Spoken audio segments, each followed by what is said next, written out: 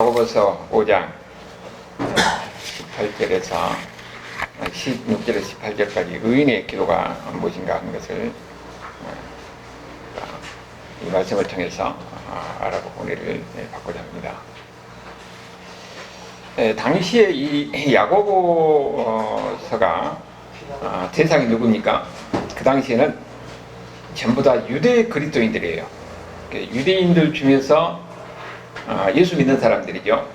그러니까 그 사람들은 굉장히 상황이 어려운 상황입니다. 박해를 받고 있는 그런 상황이에요. 사람이 어려운 상황일수록 어떻습니까? 하나님을 바라보고 의지하고 기도하게 돼 있어요. 그런데다가 거기 이제 당시 보니까 병든 사람이 많이 있었던 모양이죠. 그래서 그들을 뭐라고요? 기도하라고 이야기하는 겁니다. 예수 믿는 사람들에서 가장 특권은 또 뭐예요? 기도하는 것이죠. 그런데 우리는 다 그 기도가 어떤 기도가 되기를 원합니까? 능력 있는 기도가 되기를 원하잖아요. 성경에서 보니까 기도한 분, 기도인들이 나오거든요. 기도하니까 한 도시가 멸망할 것을 멸망하게 하고, 그야말로 기도원이 기도하니까는 태양이 멈춰서고, 기도하니까 귀신들이 떠나가고, 기도하니까 병자가 낫고, 기도하니까 여러 가지 역사가 일어난 것을 우리가 보는 거죠. 그래서 야고보도 하는 이야기가 그런 겁니다. 거기에 고통받고 연약한 가운데서 있는 그 성도들을 향해서 그들에게 기도를 하고 있는데, 그 기도가 어떤 기도가 되기 위해서요? 능력 있는 기도가 되기 위해서 기도라고 이야기를 하는 거예요. 여기를 보니까 병자를 위해서 기도하는 이야기 나오는데, 여기서 여기 병은 육신적인 병만 이야기하는 게 아니에요. 영적인 병도 포함이 됩니다. 마태복음 13장 15절을 보면은 이 백성들이 마음이 완악하여져서 그 귀는 듣기에 둔하고 눈이 감았으니 이는 눈으로 보고 귀로 듣고 마음으로 깨달아 돌이켜 고침을 받는다고 그랬죠. 어두운 마음이, 하나님을 알지 못한 마음이 어두운 마음이죠. 그들이 돌이켜서 예수 믿는 것을 뭐라고 합니까? 고침받는다고 얘기하는 겁니다. 영적으로서 하나님을 알지 못한 사람들이, 세상의 제약 가운데 살아가는 사람들을 뭐라고 얘기하는 겁니까? 영적으로 병든 사람이라는 거예요.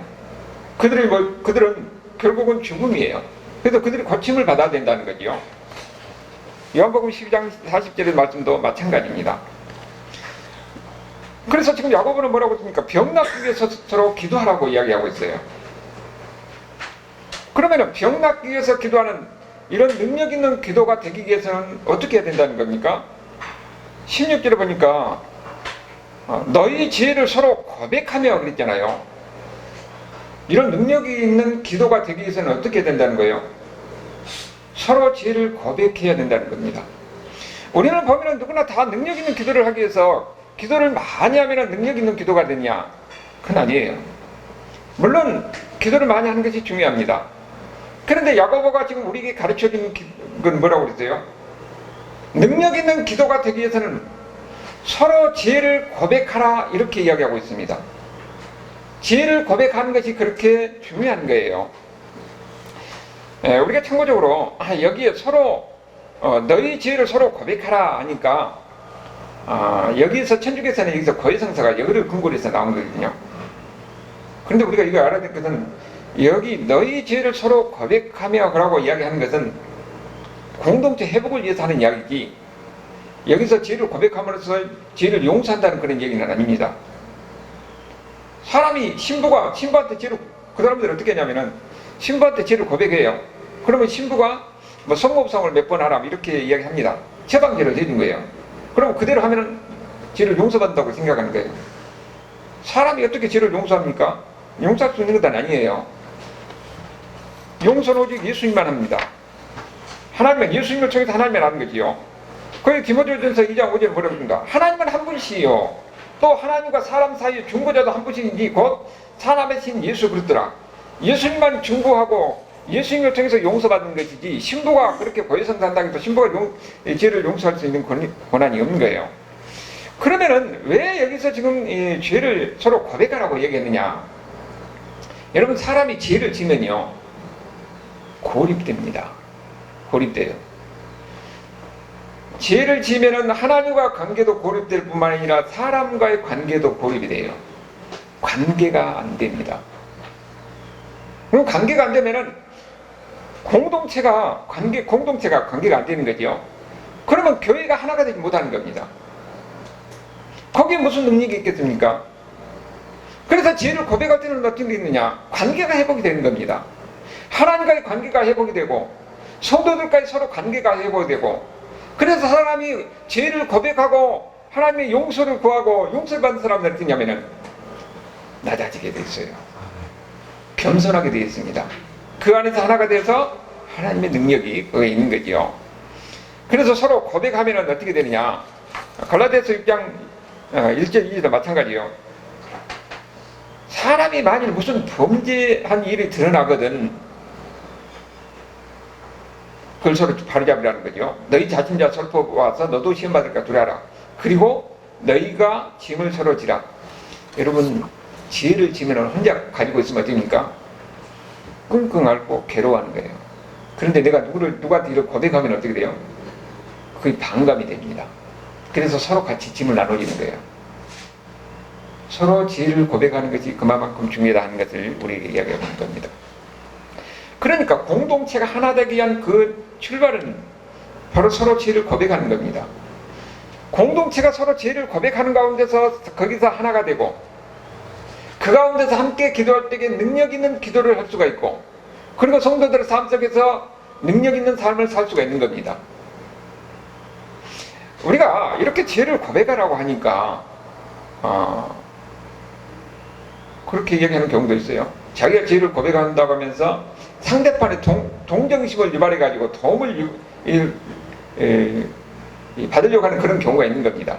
그래서 그런 사람에게 이제 주의를 주면은 이 교회는 사랑이 없다고 그렇게 떠나는 그런 경우도 있는 거죠. 그런 경우는 우리가 주의를 해야 되죠. 그리고 또 뿐만 아니라 죄를 여기서 고백하라고 그러니까 상대편에게 저 사람은 전혀 지금까지 상대편에서 좋은 관계를 유지했다고 생각하는데 갑자기 나는 지금까지 좋은 관계인데 솔직히 말해서 나는 이런 점이 좀 싫었다. 그러면 듣는 사람은 어떻게 됩니까? 관계는 멘붕이 주죠. 나는 관계가 좋은 줄 알았지. 저 사람이 내가 이런 점에 대해서 서운하게 생각하고 있구나. 그렇게 생각할 수가 있는 거죠. 아니면 어떤 사람을 보면은 자기가 이렇게 과거에 지었던 죄를 아주 자랑하고 있어요. 죄진 것이 영동 같은 이야기합니다. 전번에 조양은인가 그 조립폭력 내가 CBS 새롭게해서 나와서 간증한 거 보니까 그 사람이 예수 믿었다고 해가지고 이제 유명하게 됐지요. 순복음교회 조영규 목사하고 중매해가지고 결혼하고 그랬잖아요. 근데 그 간증한 나와서 자기 죄를 고백했는데 뭐라고 하냐면 교도에서 자기가 주먹을 한번 쳐버렸더니 여기 있는 사람이 있죠. 부정물청에 딱 빠져버렸더라. 그런 얘기를 하는데 상당히 영담까지 이야기하는데 보니까 자기 회개한 사람이 아니에요. 역시나 나중에 보니까 또 죄를 범해가지고 지금 감옥에 있잖아요. 이런 것은 자기 영담 이야기하는 것이지. 그러니까 간증의 위험이 바로 그런 겁니다. 자기가 내가 이 과거에 막 어쩌고저쩌고 했는데 그 이야기하다 보니까 자기 영담 이야기하는 게 돼요. 그리고 또 한 경우는 또 어떤 경우가 있냐면은 자기가 지금 이렇게 기도를 많이 하고 옛날에 이런 사람인데 지금은 이렇게 경건한 사람이고 이렇게 기도를 많이 한 사람이고 완전히 이렇게 자기의 경건을 자랑하는 경우가 있는 겁니다. 이런 것을 뭐라고 하냐면은 번외편은 영적 가늠이라고 이렇게 얘기하고 있어요. 그것도 문제가 있는 겁니다. 그러면은 어떻게 해서 죄를 고백할 것이냐? 올바른 죄 고백이 뭐냐? 일반적으로 죄를 고백할 때는 개인이 개인의 관계거든요. 개인한테 하는 겁니다. 내가 이렇게 아픔이 있고 내가 어려움이 있다. 근데 그 사람이 듣고 나서 이렇게 소문을 퍼뜨리면 어떻게 됩니까? 내가 나의 죄를 고백하는 것은 나의 약점인데, 그러니까 그 사람이 신실한 그리스도인이 돼야 돼요. 나의 아픔을 같이 나눠주고 이루어줄 사람이 그렇게 돼야 되는 것이지, 막 입이 가벼워가지고 퍼뜨려버리면 그것도 문제가 되는 거지요. 그런데 이제 어떤 경우에는 공동체 안에서 같이 죄를 고백할 수가 있습니다. 그리고 대체적으로 보면은 내가 특정인한테 잘못했으면은 특정인한테 자기가 죄를 고백하고 서로 용서를 구하고 그러면서 화해하고. 여러분, 이거 죄 고백이 왜 중요하다고요? 그 사람이 능력 있는 신앙인 되기 위해서, 기도하는 가운데서 하나님이 내 기도를 들으시고 하나님께서 병자를 고치시고 능력 있는 이런 기도가 되기 위해서는 우리의 죄가 고백이 돼야 된다는 거예요. 죄를 고백하지 않고 교회 안에서도 하나가 되지 못하고 누구에 대해서 미워하는 마음, 누구에 대해서 싫어하는 마음, 이런 가운데 있을 때는 아무리 기도해도 거기에는 능력 있는 기도가 될 수 없다는 겁니다. 그래서 기도할 때 항상 중요한 것이 야고보가 이야기할 때 병낫게 능력 있는 기도를 원하느냐, 그러면 먼저 죄를 고백하라는 거예요. 그래야 의인의 기도가 되는 겁니다. 그 마태복음 5장 23절에서도 그 이야기를 하고 있어요. 그러므로 예물을 제단에 드리다가 거기서 내 형제에게 원망할 들을 만한 일이 있는 것이 생각나거든 예물을 제단 앞에 두고 먼저 가서 형제와 화목하고 그 후에 예물을 드리라. 하나님 앞에 예배를 드릴 때는 먼저 화목하라는 겁니다. 이것이 여기 말씀도 마찬가지예요. 야고보 이야기도 병낫기 위해서 기도하기 전에 먼저 죄를 고백하라는 것하고 같은 이야기입니다. 관계를 회복해야 돼요. 관계를 회복이 되면 어떻게 된다고요? 죄를 고백해야 된다는 거죠. 죄를 고백하고 관계가 회복되고 그 다음에 기도할 때 이 기도가 어떤 기도가 된다는 겁니까? 능력 있는 기도가 되는 것이고 하나님은 그 기도를 들으시고 역사하신다는 겁니다. 우리 죄를 고백하는 그 자체가 중요한 것이 아니라 그게 자체가 능력 있는 것이 아니에요. 고백을 통해서 우리가 어떻게 되는 겁니까? 의인이 되는 겁니다. 의인이. 죄를 고백해야 그 사람이 의인이 되는 거예요. 물론 우리는 의인이라고 이야기할 때는 우리 예수 믿는 사람들은 신분상으로는 다 의인입니다. 예수를 믿음으로 해서 우리 죄가 용서받은 사람이에요. 그래서 우리는 다 의로운 사람이에요. 성도라고 그렇게 부르는 거죠. 그런데 여기서 의인을 이야기할 때는 실제 우리 삶에서 기능하는 의인을 얘기하는 겁니다. 그 삶이 진짜 하나님의 백성답게 하나님의 말씀대로 살고 있느냐? 그것이 우리에게 중요한 거예요. 그럴 때에 능력 있는 기도를 할 수 있다는 겁니다. 성경을 통해서 계속적으로 우리 이야기하고 있는데 그 말씀을 우리가 항상 상기해야 돼요. 이사야 59장 1절에서 2절 우리 같이 한번 읽어봅시다. 손이 짧아 구원하지 못하심도 아니요 귀가 둔하여 듣지 못하심도 아니라 오직 너희 죄악이 너희와 너희 하나님 사이를 갈라놓았고 너희 죄가 그의 얼굴을 가려서 너희에게서 듣지 아니하시나. 여기 뭐라고 그럽니까? 하나님이 우리에게 기도를 듣지 않는 것은 우리의 죄악 때문이라는 거예요. 우리가 죄를 범하고 죄에 대한 참회함이 없이, 그리고 또 성도들까지 서로 관계 속에서 이 죄에 대한 고백이 없이 우리가 기도할 때는 하나님이 그 기도를 듣지 않는다는 것을 이야기하고 있는 겁니다. 그러니까 예수 믿는 사람들이 죄에 대한 고백이 얼마나 중요한가 하는 것을 이야기하고 있죠. 그 다음에 10편 6편 18절로 그 마찬가지 다 같이 읽어봅시다. 내가 나의 마음에 죄악을 품었더라면 주께서 듣지 아니하시리라. 그 다음에 10편 34편 15절 여호와의 눈은 의인을 향하시고 그의 귀는 그들의 부르짖음에 귀를 기울인도다. 여호와의 눈은 누구를 향하신다고요? 의인을 향하신다는 겁니다.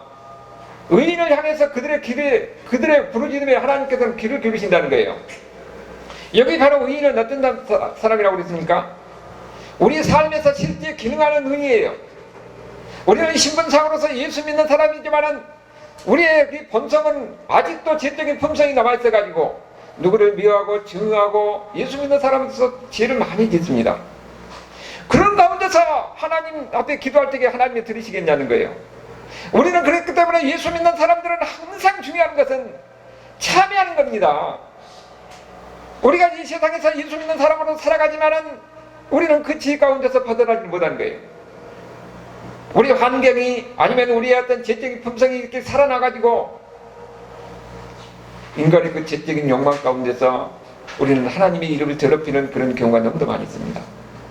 그렇기 때문에 예수 믿는 사람들은 항상 하나님 말씀 안에서 하나님 말씀을 묵상하면서 하나님 말씀대로 살려고 노력해야 되고, 그리고 또는 우리가 하나님 말씀대로 살지 못한 것에 대한 참여하는 마음이 있어야 됩니다. 그렇기 때문에 이 기도할 때는 항상 우리 스스로 죄에 대한 고백이 있어야 되는 거예요. 그리고 공동체, 지금 여기서는 야고보가 그 교회라는 공동체를 이야기하는 거예요. 서로 간에 능력 있는 기도가 되기 위해서는, 병이 낫는 기적이 일어나기 위해서는 먼저 서로 죄에 대한 고백이 있어야 된다는 것을 이야기하고 있는 겁니다. 그래야 그들이 기도할 때에, 우리 그 개인이 기도할 때에, 그리고 또 모든 공동체가 같이 기도할 때에, 그들을 위해서 합심해서 기도할 때에 하나님께서는 그 기도를 들으시고 역사하신다는 겁니다. 성령께서 그 기도를 들으시고 역사하신다는 거예요. 여러분, 지혜에 대한 고백이 얼마나 중요한가 하는 것을 이야기하고 있죠. 잠언 15장 29절에도 다 같이 한번 읽어봅시다. 여호와는 악인을 멀리하시고 의인의 기도를 들으십니다. 하나님은 누구의 기도를 듣는다고요? 악인을 멀리하고 의인의 기도를 들으신다는 겁니다. 그러니까 우리가 서로 지혜를 고백하고 용서를 구하고 그런 가운데서 용서받은 사람으로서, 하나님 말씀대로 사는 경건한 사람으로서, 하나님 말씀대로 살기 위해서 몸부림치는 하나님의 백성으로서 우리가 기도하는 것이 얼마나 중요한가 하는 것을 우리에게 가르쳐 주는 겁니다. 우리는 그것은 개인의 뿐만 아니라 교회의 역사를 통해서도 수없이 볼 수가 있어요. 모든 사람이 먼저 하나님 앞에 나올 때는 자기 죄에 대한 참회가 있어야 됩니다. 우리가 예수 믿는 사람들이 기도를 많이 할수록 참회하는 것이 많이 있어야 돼요. 하나님 앞에 나와서 우리의 삶을 돌이켜보면서 내가 오늘 또 하나님 말씀대로 살지 못하는 것에 대한 부끄러운 고백이 있어야 되는 겁니다. 그런 가운데서 하나님과 관계가 회복되는 거예요. 그리고 또 보면은 혼자만이 아니라 내가 누구에 대해서 죄를 범했으면 고백하고 용서를 구하고 관계가 회복돼야 되고, 공동체 안에서 서로 죄에 대한 고백이 있어야 되고, 그 가운데서 하나님은 그들을 의인으로서 하나님 보는 겁니다. 죄를 고백할 때에 그 사람이 의인이 되는 거예요. 우리는 신분상으로 의인이 되었지만은 기능상으로, 실제 삶에서 기능상으로 의인이 되기 위해서는 항상 죄에 대한 고백이 있어야 되는 겁니다. 우리는 연약한 사람이에요. 예수 믿는 사람들도 하나님 백성대로 하나님 말씀대로 살려고 노력하지만은 우리는 순간 환경 속에서, 아니면 우리의 연약한 심정 속에서 우리도 모르게 죄를 지는 경우가 있고, 하나님 말씀대로 우리는 신분상으로는 하나님의 자녀이지만은 아직 제약된 그런 이 욕망 속에서 벗어나지 못해가지고 하나님의 이름을 욕되게 하는 그런 경우가 많은 겁니다. 우리가 중요한 사실은 나는 혼자가 아니에요. 성령께서 우리와 함께 하신 겁니다. 성령 하나님께서 우리의 모든 것을 다 알고 계신 것입니다. 여러분이 어떻게 사는가 하는 것은 하나님이 다 알고 계신 거예요. 그렇기 때문에 하나님은 여러분이 회개하고 참회를 구하고 용서를 구하는 그 모습을 하나님은 기뻐하십니다. 그렇기 때문에 하나님이 기다리는 겁니다. 우리에게 중요한 것은, 그래서 예수 믿는 사람에게 중요한 것은 기도하는 것이 중요한데, 기도하는 데서는 무슨 기도를 해야 된다는 겁니까? 자기 죄에 대한 고백이 있어야 되는 거예요. 우리는 대부분 다 보면 이거 죄 주시오 저거 주시옵소서 막 가서 그 요구만 하는데 그게 참된 기도가 되는 것이 아니에요. 그 기도를 들려면 어떻게 된다고요? 자기 죄에 대한 고백이 있어야 되는 겁니다. 죄에 대한 고백이 있을 때 하나님과 관계가 회복되는 거예요. 서로 간에 죄에 대한 고백이 있을 때 서로 간에 관계가 회복되는 겁니다. 그게 바로 의인의 기도가 되고, 그 기도가 능력 있는 기도가 되고, 그 기도를 통해 하나님의 역사가 일어난 겁니다. 실제적으로 보면은 교회 붕의 역사를 볼 때에 거기는 항상 죄에 대한 고백에서부터 출발합니다. 감리교회 운동도 소수 몇 사람이 같이 모여서 서로 죄를 고백하는 그 가운데서 그야말로 세계사를 뒤엎는 그런 역사가 일어났지요. 우리나라가 1907년 때 평양 대부흥이 있었는데, 그 전에 원산에서 그 부흥 역사가 있었거든요. 근데 거기는 이 여자 선교사들 몇 사람이 모여서 자기 죄를 회개한 것부터 시작이 됐어요. 그들이 조선 땅에 들어가서 선교를 하는데 안 되는 겁니다. 왜 안 될까? 그래서 같이 모여서 자기들의 죄를 고백하는데, 자기들은 백인으로서 동양인들을 무시했어요. 선교사로서 조선 사람들을 많이 무시했던 것을 그들이 고백합니다. 그래서 자기들의 죄를 고백하니까 거기에서 회개의 역사가 일어나게 되고, 그들이 회개하는 가운데서 이제는 부흥이 일어나게 된 겁니다. 그것이 나중에 평양까지 전해졌는데, 평양 대부흥 1907년에 평양 대부흥도 금요일날 기도하는데 다 이 마음이 답답하고 무엇인가 지금 하나님의 역사가 있어야 되는, 그러니까 아무것도 없는 거예요. 기도해도 답답하기만 한 겁니다. 그럴 때 길손주 장로가 앞에 나가서 자기 죄를 고백합니다. 내가 친구가 죽으면서 유산 정리를 맡겼는데 자기가 소 한 마리 값을 자기가 몰래 도둑질했다는 거예요. 그 앞에를 여러 사람 앞에서 고백하는 겁니다. 그러니까 또 다른 사람이 나와가지고 나는 선교사님 돈을 도둑질했다는 것을 또 고백하는 거예요. 또 그렇게 돌아가면서 다 나는 이제 저제 저렇게 서로 고백하면서 그날 저녁에 완전히 회개의 역사가 일어나고 통회하는 것에서 그날 밤새 기도하는 겁니다.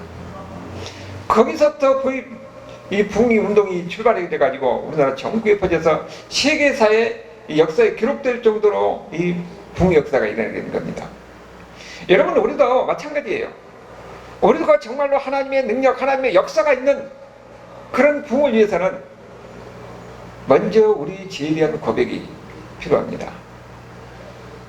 우리는 같이 신앙생활을 하면서도 보이지 않는 가운데서 우리는 마음에 미움을 내려놓지 못하고 있습니다. 누구에 대한 미움을 내려놓지 못하고 누구에 대한 했던 이 죄를 벗어나지를 못하고, 여러분, 우리가 같이 신앙생활하면서 죄에서 벗어나지 못하면은 아무리 하나님 앞에 예배를 드리고 기도한들 하나님께서는 그 기도를 드리지 않고 그 예배를 받지 않는다는 것을 우리는 두려운 마음으로 우리가 알아야 됩니다.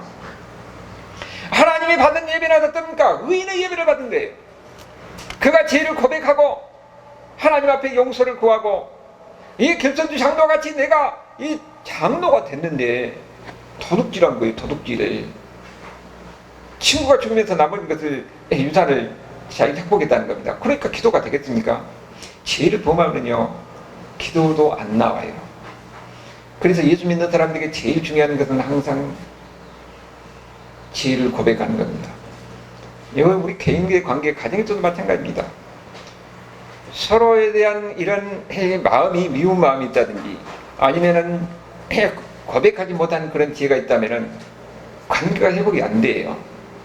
모든 것을 내려놓고 고백하며 용서를 구하고 그 가운데서 같이 기도할 때에 하나님은 그들의 기도를 들으시고 그 가운데서 역사하시고 가정이 회복되고 그리고 어떤 교회가 회복되고 그리고 그것이 나가서 부흥의 역사가 온 세상장에서 퍼져나가는 겁니다. 지금 요즘 미국의 에디버리에 보니까 거기에 막 MBC 막 방송이 나오고 그래가지고 전역에 퍼져나가고, 한국에서도 뭐 부흥 연구한 그 목사님, 총시대 교수들이 거기 가서 막 연구하고 그러고 뭐 보고서 쓰고 그랬던데, 거기는 어디서부터 출발했냐면은 채플이 끝나고 몇몇 한 20명 정도 되는 학생들이 모여가지고 같이 자기 죄를 서로 고백하는 거예요. 그런 가운데서 죄를 고백하는 가운데 찬양하고 기도하는 가운데 그것이 퍼져나가가지고 미국 전역에 퍼져나가가지고 부흥 운동이 일어나는 겁니다.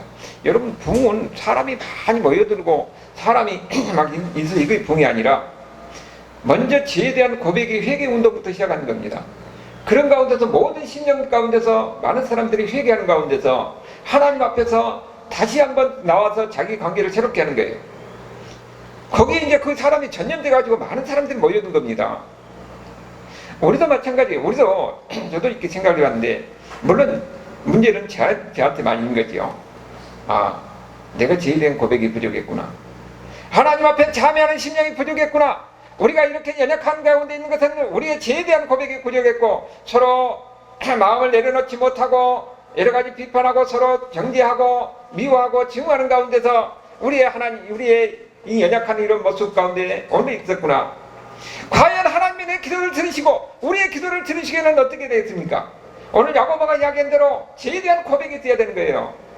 그 가운데서 하나님의 역사가 있고 능력 있는 기도가 된다 하는 것을 우리에게 보여주는 겁니다. 여러분, 죄를 고백하면요 내가 먼저 변합니다. 내가 변하는 거예요. 그런 가운데서 그게 병을 낳는 그런 역사가, 그 기도가 병의 역사가 되고 공동체가 회복되는 그런 역사가 된다는 것을 우리에게 가르치고 있는 거죠. 그 다음에 중요한 것은 두 번째가 하나님의 뜻 안에서 한 기도해야 된다는 겁니다. 하나님의 뜻 안에서 그 기도에 역사하는 힘이 크다는 겁니다. 그 예를 보여준 것이 바로 엘리야죠.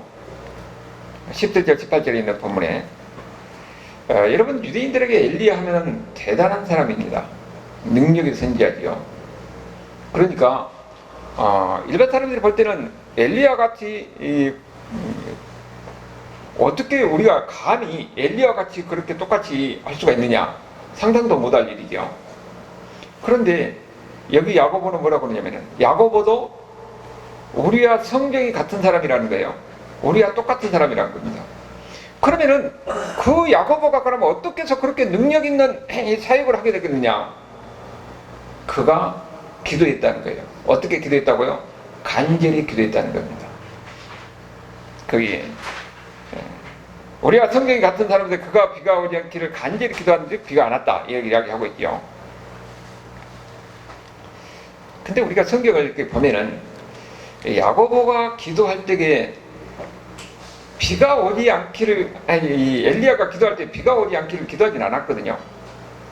열왕기상 17장에 보면은 뭐라고 그러냐면은 내 말이 없으면 이스라엘에 비가 오지 않을 것이다 그렇게 이야기를 했어요. 그런데 하나님은 이 엘리야의 말을 그대로 인정을 하셔가지고 정말로 비가 안 오게 된 겁니다. 근데 거기는 기도했단 말이 안 나오거든요. 그러면 야고보는 어디를 보고 엘리야가 기도했다고 이야기하는 겁니까? 성경을 보면은 성경 외에 외경이라는 것이 있어요. 그 외경을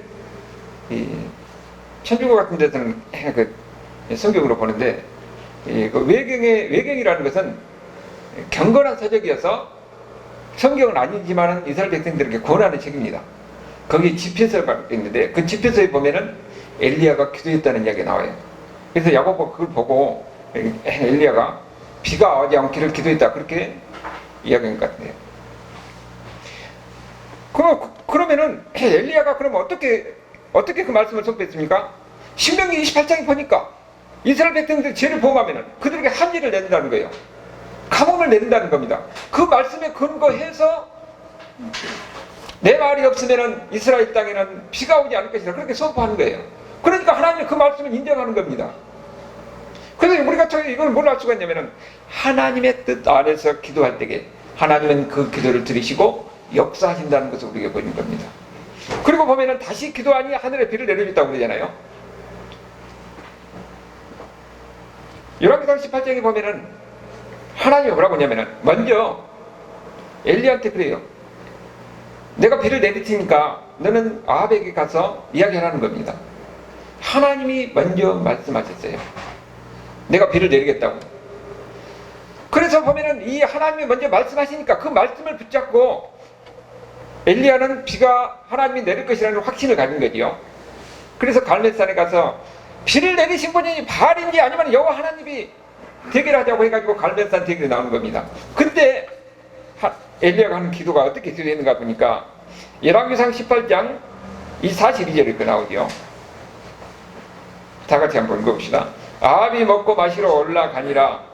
엘리야가 갈멜산 꼭대기에 올라가서 땅에 그래 엎드려 그 얼굴을 무릎 사이에 넣고. 여러분 기도할 때 어떻게 기도했다고요? 땅에 엎드려가지고 얼굴을 무릎 사이에 완전히 납작 엎드려서 기도하는 거죠. 근데 그 뒤에 계속 이야기를 보면은 한 번 기도해도 비가 옵니까? 안 와요. 계속 7번이나 그렇게 기도하는 겁니다. 그래서 비가 올 기미가 있는가 가서 산에게 보라는 거예요. 하나도 기미가 안 보이는데도 계속 그렇게 기도하는 겁니다. 왜? 하나님이 그렇게 말씀하셨으니까. 하나님의 약속의 말씀에 붙들고 끝까지 기도할 때에 하나님께서는 어떻습니까? 그 기도를 들으셔서 역사하신다는 것을 우리에게 보여주고 있는 겁니다. 우리가 기도할 때도 응답받는 기도, 능력 있는 기도가 되기 위해서는 어떤 기도해야 된다는 거예요? 하나님의 뜻 안에서 하는 기도해야 돼요. 응답받는 기도가 되기 위해서는 하나님의 뜻 안에서 하는 기도가 됩니다. 그리고 오늘 엘리야를 통해서 우리가 보여주듯이 그 다음에 간절한 기도가 되어야 된다는 거예요. 여기 간절한 기도가 원문에는 기도하고 또 기도했다고 그렇게 나오는데 여기 그래서 이게 기도했다고 간절한 기도, 기도하고 또 기도한 게 간절한 기도니까 성경에 보면은 간절하게 기도해서 하나님의 응답받는 예를 우리에게 보여주는 겁니다. 성경의 예는 무엇을 이야기하는 겁니까? 우리가 하나님의 응답을 받기 위해서 하나님의 능력 있는 기도가 되기 위해서는 우리가 어떻게 기도했는지를 가르쳐주고 있는 거예요. 여기 보면은 야곱이 야복강가에서 어떻게 기도했어요? 20년 만에 자기 고향에 처자식을 데리고 재물을 가지고 다 고향에 들어오는데 먼저 자기 형 에서에게 소식을 전하는 겁니다. 그런데 형이 에서가 어떻습니까? 군대 400명을 입고 들어온 거 자기를 죽이려고 하는 거예요. 그러니까는 짐승들도 다 보내고 처자식들 다 보내고 혼자 야복강가에 나와서 기도하는데 어떤 기도를 했겠습니까? 처절한 기도를 하는 겁니다. 그랬더니 하나님이 찾아오셔서 복을 주는데 어떻게 봅니까? 이제는 너가 야곱이 아니고 이스라엘이라. 하나님도 복을 받는 거죠. 응답받는 기도가 되는 겁니다. 사람들은 대부분 다 언제 기도합니까? 평상시에는 절박한 기도가 안 돼요. 여러분 사업이 하다가 이게 이 위기에 처했을 때는 정말로 절박한 기도가 나오는 거예요. 육신의 병이 들어가지고 더 이상 이 세상에 이 병원에서 치료할 그런 가망이 없을 때는 목숨을 걸고 기도하게 되는 겁니다. 절박한 기도가 되는 거예요. 부모가 자식을 위해서 기도할 때는 절박한 기도가 되는 겁니다. 오늘 야곱이 기도하는 것 같이 하나님은 여러분이 이렇게 간절한 심령으로 하나님께 기도하는 그 기도를 하나님은 원하시는 겁니다. 그렇기 때문에 때로는 하나님께서 사랑한 사람들에게 이렇게 절박한 절절한 기도를 하도록 하기 위해서 그 환경을 만들어주기도 한다는 것을, 여러분 하나님이 야곱을 사랑하잖아요. 야곱을 사랑하는데 왜 이런 환경을 허용했습니까? 하나님은 그가 그렇게 하나님께 매달린 가운데 하나님을 찾아오셔서 하나님께서 복을 주신 겁니다. 어떻게 기도하는 것을 가르쳐 준 거지요. 실질적으로 그렇게 기도하는 겁니다. 그리고 한나의 기도가 그게 유명하지요. 사무엘상 1장 14절 15절 거기 한번 읽어봅시다. 다같이 엘리가 그에게 이르되 내가 언제까지 하여 있겠느냐 포도주를 끊으라 하니 한나가 대답하여 이르되 내 주여 그렇지 아니하니이다. 나는 마음이 슬픈 여자라 포도주나 독주를 마신 것이 아니요 여호와 앞에 내 심정을 통회하는 것입니다. 여러분 한나는 어떻습니까? 한나는 자식이 못난 사람이에요. 그런데 이 분이나는 자식이 여럿이 있는데 자기는 자기 애기가 못나는 거예요. 그 당시에 고대 사회에서 애기 못나면요 상속도 받을 수 없을 뿐만 아니라 가장 비천한 사람이 되는 겁니다. 재산이 가질 수가 없으니까. 그러니까 하나님 앞에 이렇게 처절하게 기도하는 거예요. 그런데 얼마나 기도했으면은 이 성전에 가서 기도하는데 엘리 제사장이 보고 술 취하는 것 같이 그렇게 보이는 거예요. 그러니까 기도한 사람을 보고 너 술 좀 그만 마시라 그렇게 얘기하는 거예요. 그러니까 한나가 내가 술 먹은 것이 아니라 지금 뭐라고 했습니까? 나는 마음이 슬픈 여자라 그러면서 내 심정을 통하는 것이라고 얘기하잖아요. 하나님 앞에서. 그야말로 기도할 때는 이게 술 취하는 것 같이 다른 사람이 보기는 뭐라 하든지 처절하지 하나님 앞에 기도하니까 이걸 지금 뭘 가지고 애기 못 낳아서 그렇게 기도하는 거예요.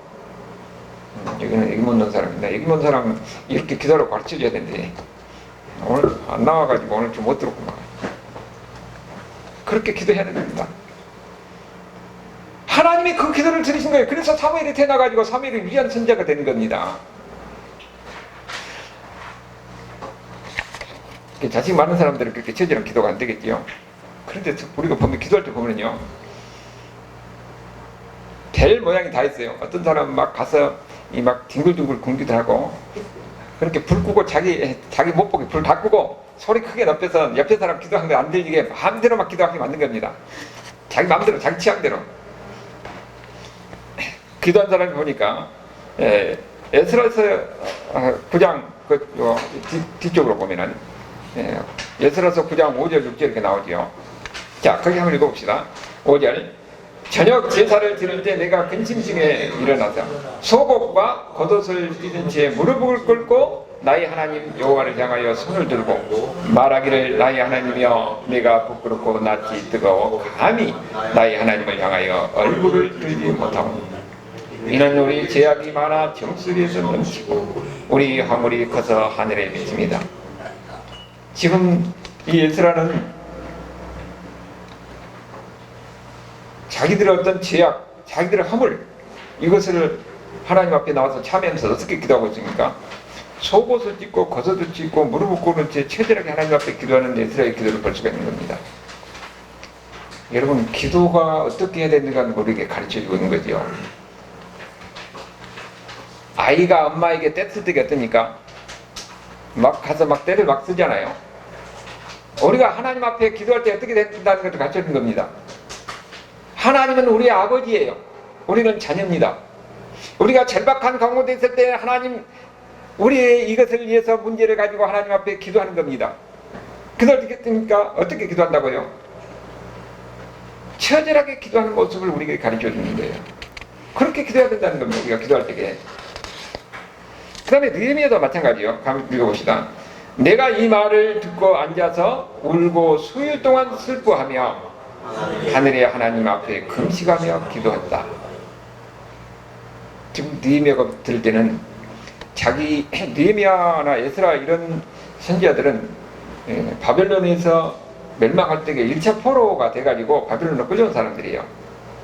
근데 이제 바벨론에 가서 자기 고향 소식을 듣게 된 거예요. 예루살렘의 성이 다 해파되고 사람들이 아직 잡혀가고 사람들이 죽고 불타고 그런 황폐화된 그런 모습을 듣고 그게 됩니까? 굉장히 마음에 슬픔이 가득 차는 거죠. 지금 그런 가운데서 기도하는 거, 그 소식을 듣고 어떻게 기도했다고요? 수일 동안 슬퍼하면서 하늘한 하나님 앞에 금식하며 기도했다고 그렇게 이야기하고 있습니다. 이것이 바로 우리가 어떻게 기도해야 되지 하는 것을 가르쳐준 거죠. 이게 바로 간절한 기도라는 것을 우리에게 가르쳐준 겁니다. 그뿐만 아니라 사도 바울도 마찬가지예요. 로마서 9장 3절에 다같이 나의 형제 곧 권력의 친척을 위하여 내 자신이 저주를 받아 그리스도에게서 끊어질지라도 원하는 바로다. 자기 동족 유대인들이 구원을 받기 위해서는 내가 저주를 받아서 내가 망하다 할지라도 하나님 저들을 구해 주십시오 하는 겁니다. 그 바울의 기도가 바로 우리의 기도가 돼야 돼요. 기도는 어떻게 하는 것을 처절하게 간절하게 기도하는 것이 어떻게 하는 것을 우리에게 가르쳐주는 겁니다. 고린도서 4장 12절에 그 에바브라의 기도가 나오는데 다같이 그리스도 예수의 종인 너희에게서 온 에바브라가 너희에게 문안하니라. 그가 항상 너희를 위하여 애써 기도하며 너희로 하나님의 모든 뜻 가운데 완전하고 확신 있게 서기를 구하니. 애써 기도하는 것이 간절하게 기도하는 겁니다. 여러분이 기도할 때 어떻게 돼요? 에바브라와 같이 애써 기도하는 그런 기도, 간절한 기도가 있어야 된다는 것을 이야기하는 겁니다. 그리고 유명한 예수님의 겟세마네 기도가 히브리서 5장 7절에 있지요. 그는 육체에 계실 때 자기의 죽음에서 다같이 그는 육체에 계실 때 자기의 죽음에서 능히 구원하실 이에게 심한 통곡과 눈물로 간구와 손을 열렸고 그의 경건하심으로 말미암아 들으심을 얻었느니라. 여러분, 예수님이 어떻게 기도했다는 것을 이야기를 우리에게 보여주고 있습니다. 심한 통곡과 눈물로 간구와 손을 올렸다고 그랬습니다.